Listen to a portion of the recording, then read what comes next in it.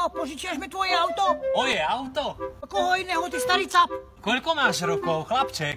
Však už 9. Ty vari nevieš, že na šoférovanie potrebuješ vodičský preukaz? Kašlem na vodičák. Chcel tvoje auto, je pekné. Ale už si drzý, chlapček, bež za svojím otcom. Ten už mi požičal. Tak potom, kde je problém? Včera som ho napáral do lampy, ty hňup. A to si myslíš, maličky, že ti tu zverím moje 30 000-ové auto? A to si nikdy nevidel, ako sa 30 000-ové auto dá poškrabať klincom? Ujo, dáš mi mrkvu? A na čo ti bude mrkva, chlapček? Dá si do polievky, ty mamľas. Však vidíš, že stávam štehuliaka. No buď rád, že som ti doniesol aspoň nejakú mrkvu. Menšia nebola, to už prinies aj hrniec. No vieš čo, chlapček, nech ti hrniec prinesú rodičia. Však čo nevieš, že rodičia sú na prednej hore? Tak nech sa páči, tu máš tento. Tato si tam neriadne šetril, však to je staromodný hrniec.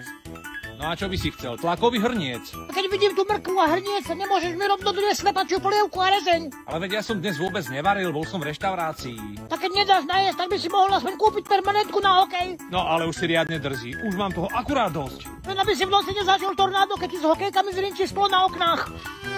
Ujo, dáš mi dceru za ženu? No počkaj, chlapček, a nie je to prískoro? Ako prískoro? Veď Evička má už 18. Koľko máš vlastne rokov? Veď už mám 10, ty mudrland. No neviem, čo by si s Evičkou robil, ale príď tak o 10 rokov. Akože čo by som s ňou robil?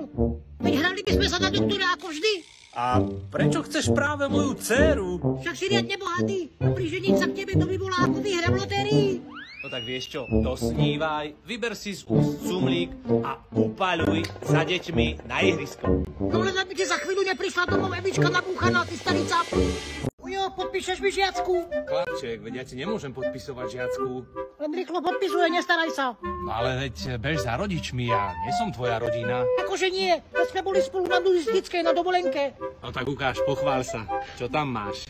Veď mám tam pochvalu. No tak počkaj, ale toto nie je pochvala. A čo to je podľa teba, ty starý cap? Ale chlapček, veď ja tu jasne čítam, že si nazval svoju učiteľku kravou. To teraz nerieš a hod tam ten škrabopis.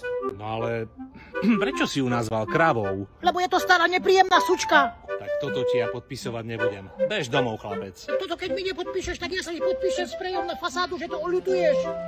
Ujo, chujo. Ako? Však ujo, chujo. Čo, chlapček? Finančná kríza zasiahne aj našu rodinu? Nie, maličký. Prečo, ty starý cap? Lebo finančná kríza zasiahne hlavne tých, čo majú peniaze. A čo my chudobní? My budeme proste líti.